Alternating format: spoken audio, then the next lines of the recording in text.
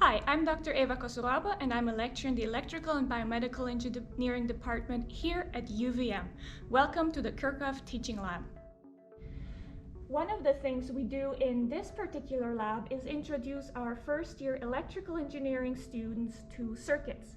The way we do that is in a step-by-step approach, starting with easier circuits and projects, going up to more complex, and even let them design their own.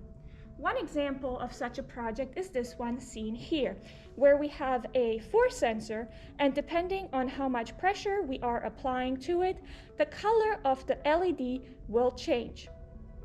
A practical application would be at an airport when you drop off your luggage.